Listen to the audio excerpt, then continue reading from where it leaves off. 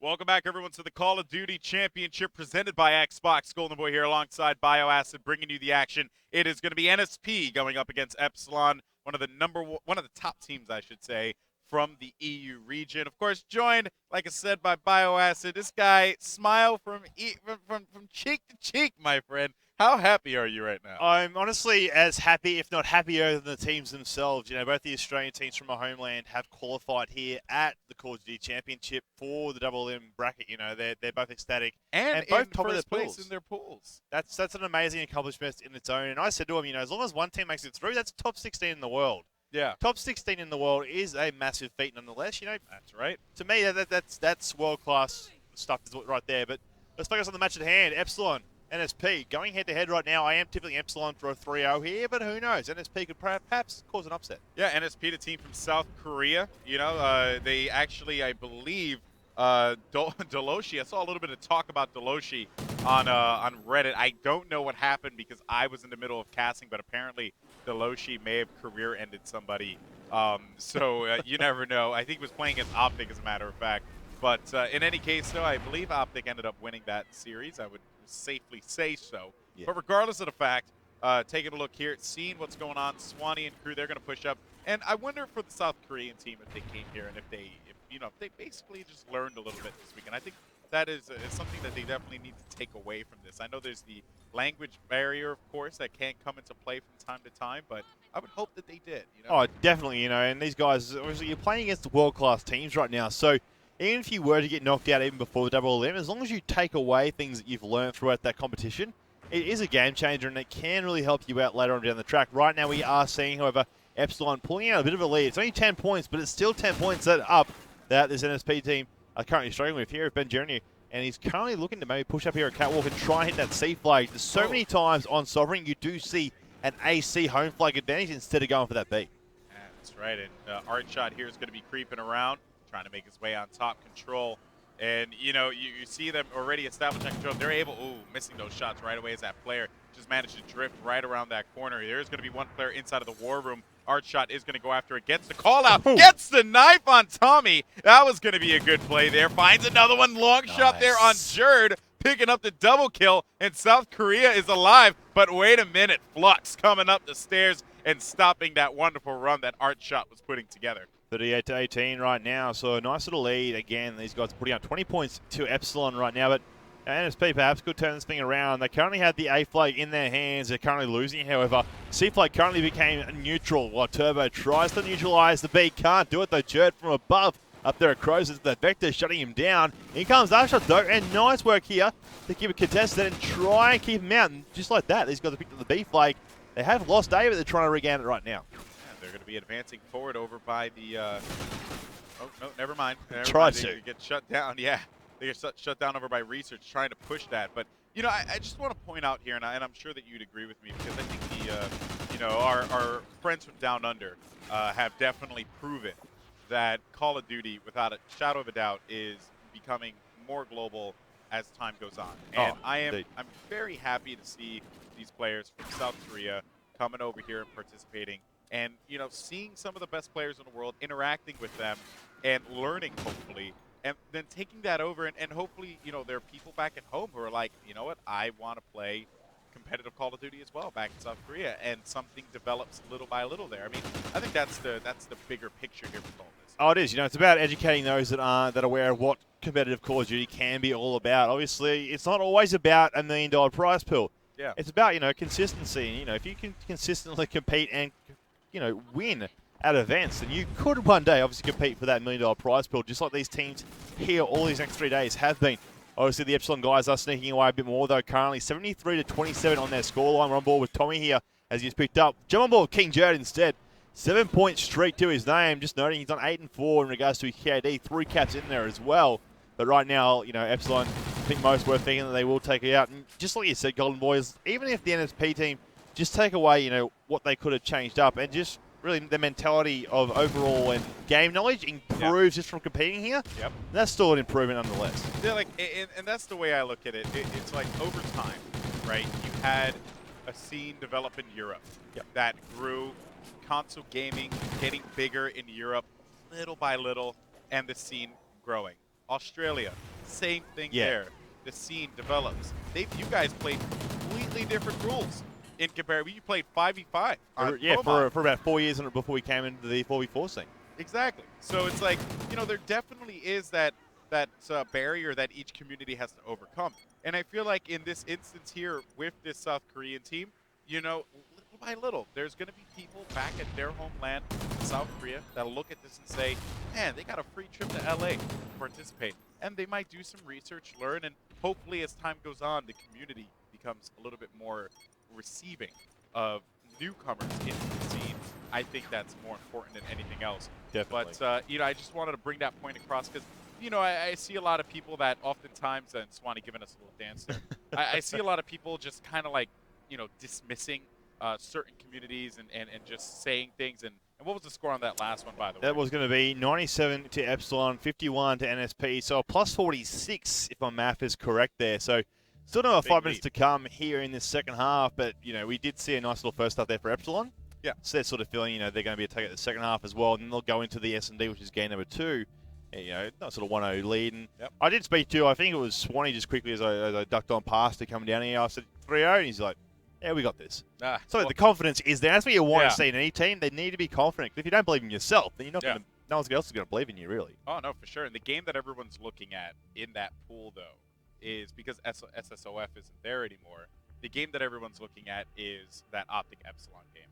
That is going to be a crazy matchup because now if Optic Gaming beat Epsilon, they go into it with a first seed. Yep. And and alternatively vice versa for Epsilon. But given what we know now and how the landscape has changed, you have Envy sitting on the second seed on their pool or their group. You have FaZe sitting on the second seed on their group as well. Either way, and then I feel like there's just so many great squads. Wild Gaming is on the second seed. Yeah. And I believe they're joined by, I'm just drawing a blank here, but I'm trying to remember. Wow, so am I. Wild Gaming. We'll find out in a second. But the reason why I bring up all this is because the way that I see this, you have to think if you're Optic, there's like if you are any team really, there's no safe place in this bracket. Of course, we don't know how the bracket's going to look out, but the amount of upsets, there is no safe place for anyone, really. Yeah. Anything can happen. That's what it all comes down to at any event, really. Anything can happen. You guys saw it at Full Sail, obviously, with everything that went down there. Obviously, SB defeating Cole for the first time and that reign that was happening for a very long time there. And now, obviously, here at the Call of Duty Championships, and really seeing how these guys are shaping up. Obviously, there's still a long road to go. It's only top 16, double elim. It's going to be covered over the next 2 days. But no one's really safe, I guess. Yeah. It's just there's. And everyone was like, oh, yeah, each North American team should handedly take their group. But yet we have 2 Australian teams now in first place. And we guarantee that they won't run. Well, theoretically, if I'm playing this right in my mind, because it'll be one seed, and 2 seed, and it's randomized, they won't run into each other right away, which is great. Right? Exactly. So it's good for them. Yeah, you're going to see Aussie players potentially going to the top 8. And obviously, if they win their first match in double elim, guaranteed top 12 right there. Yeah. And again, the more matches that they win, the better that they class and that side of the thing for World for Call of Duty Ghosts. And again, it's a massive achievement in that alone. Yeah, now Turbo here on your screen as he's going to be pushing forward and hopefully trying to see if he can find anyone. There's going to be 2 players behind him, though, as they push over toward A. Now, you can see Turbo. He says, I don't think I'm going to go back and challenge it. I'm going to go straight after B and get this one. They're viewing B as more of a high priority objective here, which makes a lot of sense, right? That's what you would usually see in competitive Call of Duty, and they're going after C as well, but it seems like Benjuri is going to get taken out there. An arch shot with that MTAR, hoping to see if he can make some noise by B. One player's going to be in there, he's got to challenge and check the corners, looks around the side, and he was going to be pretty much covered in a cloud of smoke. Turbo moves in there, he can't do anything about that one. Deloshi now on your screen as he advances on C. There's going to be no one in the vicinity there, but we will see a 3-cap for Epsilon. Of course, looking very strong here. Finally, Deloshi able to get this one. You see that a few times. Second. Oh, Jert and Flox both coming on through. But we do see that every now and again, and more so now with this sovereign map of domination. They can't get B, so they give up and they go for those home flank combination of A and C. This is what this NSP team were trying to achieve right there, but just at the last moment, Epsilon did push on through and shut that down. Benjamin Benjuri has managed to, I believe, would have been neutralised the B flag here, and also capped it. They're also going there for C as well. Rest of the players down there. So they should have a 2-flag cap here, but they're just losing the flags as soon as they get them. Yeah, right well, there. There's a Benjuri player has on to me. make moves, but he had to get there a lot quicker at that top control balcony. That was going to be very important. But look at this, Benjuri throwing down that trophy system, finding one player, able to pick off one. That was going to be a headshot on Swanee, but Tommy's going to be there for the pick. Let's go ahead, jump on board with Tommy. He's currently going to be 6-1. Good showing out of him, of course. Plus, want to point out he's on a 6-point streak here too. So again, you just have Epsilon looking very good here in this matchup. NSP trying to get their bearings together, but Epsilon, you're talking about one of the top teams in Europe. It's going to be a tough game no matter who you are. Doesn't matter even if you're FaZe or if you're, Vex Revenge or Optic Gaming. This is a tough matchup because this team is so talented. Indeed, right there you see Jerd currently on a 6-point streak. He's 11-3 right now, 4 caps to his name, and just like you said, King Jerd indeed coming into the C flag. He's like, where'd that guy just go? There was a player just here. We were just losing the C flag. They're currently only C and B. Don't have to worry too much about A. Like we said, they got a 46-point lead after that first half. So this second half, really, they can just slay a little bit, but they do have a pretty big lead as well here in the second half. Just over 50 points, 52 points to be exact. So, right now it's a little second part for them. You just see these guys running across the middle part of the map, going for a flag, and they'll run back to the other side of the map and getting another flag. And it's one of those things that you sort of expected with Epsilon and just the rate and, I guess, the momentum that these guys can bring to each match. Yeah. And when you look at this, they're up by plus 46. Add that to the plus 60 that they have presently. I think it's safe to say, we're talking about 106 points for them to be able to come back from. It's going to be very hard. Oh, 3 cap. It will be 3 cap, and I don't even think you can. Not with that amount of difference. I actually think it's mathematically impossible at this point. But, of course, NSP doing the best they can in this situation. Deloshi, unfortunately, went 0-9. Artshot went 2-14. But you know what, though? They're playing again, and we're talking about Epsilon, a team of a certain caliber, a certain pedigree, very talented squad. Right now, you'll see, of course, we're still with Jerd. He's still going off as well. 7-point streak to his name. Tries to get it double. Can't do it, though. Picks up Benjuri. He's taken it by Artshot there. Swanee does pick up Artshot. Otherwise, taking out as well. We're back on board with that NSB team and Turbo here. Looking on the catwalks, looking around with his teammates as well. They're going back to C, falling back. So they are currently losing that because the hit marker, as they try and take A here. 2 players from Echelon down there, though. 1 player does get taken out. Second one there. Takes City. Can't finish him off, though. As he tries to... Oh, no. Neutralizes C, though, but gets picked up by Tommy from behind. That was a tough run there. Deloshi struggling, of course. But let's go back over to Jerd as he's 14-5 with 6 captures.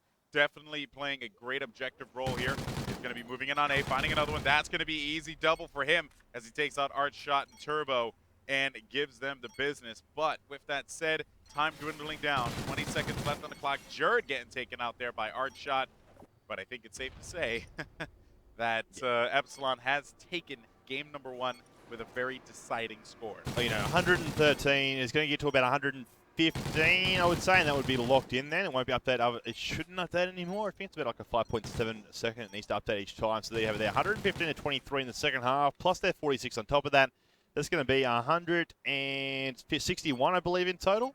Quick little math in my head. If I'm wrong, then I apologize, but I think it's 161. Oh, wait, for the grand total of everything? Yeah, grand total of everything. So I'm going to try, of course. I know a lot of people have been giving me a lot of flack for... I went with the lead. I was going off a lead. I was adding a lead on top of the 111, okay. not the 97. There was a plus 92 lead. Yeah. I just want to throw that out there. I'm getting really good with math. No, don't tell anyone my secret.